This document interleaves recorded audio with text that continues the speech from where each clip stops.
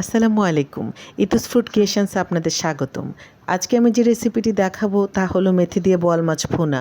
অনেকেই আমরা বোয়াল মাছের ঘ্রাণটা পছন্দ করি না।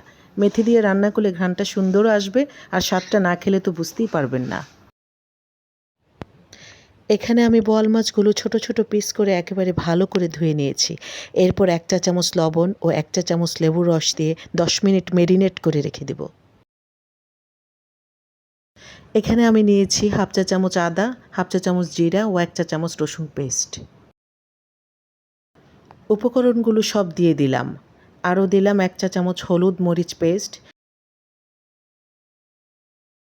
সবগুলো উপকরণ ভালোভাবে মিক্সড করে কিছুক্ষণ রেখে দেব।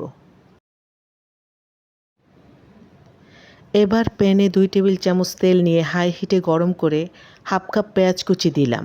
ভালো করে নেড়ে নেড়ে একটু ব্রাউন করে নিয়ে দিলাম 2 চা চামচ মেথি ও হাফ কাপ টমেটো কুচি।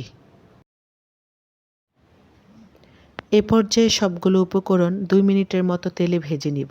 এবার দিয়ে দিলাম ম্যারিনেট করে রাখা মাছের টুকরোগুলো।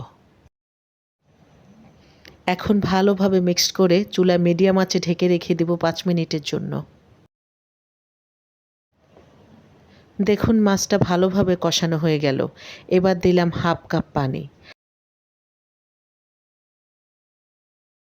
হাফ চা চামচ মরিচ গুঁড়া ও পরিমাণ মতো লবণ দিলাম। এবার ভালো করে মিশিয়ে ঢেকে রেখে দেব 5 মিনিটের জন্য।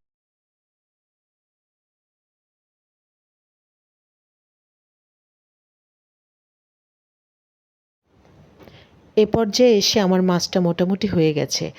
এখন দিয়ে দিলাম 3-4টা কাঁচামরিচ ফালি। চুলার আঁচ লো হিটে নিয়ে 3 মিনিটের জন্য ঢেকে রেখে দেব। হয়ে গেল মেথি দিয়ে আমার বোয়াল মাছ ভুনা। দেখুন মাছটা দেখতে কত সুন্দর হয়েছে, আর স্মেলটাও রান্নার পরই বোঝা যাবে। আমার এই রেসিপিটা ট্রাই করার পর আমাকে অবশ্যই কমেন্ট করে জানাবেন। যদি ভিডিওটি ভালো লেগে থাকে তাহলে লাইক, কমেন্ট, শেয়ার ও সাবস্ক্রাইব করতে ভুলবেন না। ধন্যবাদ।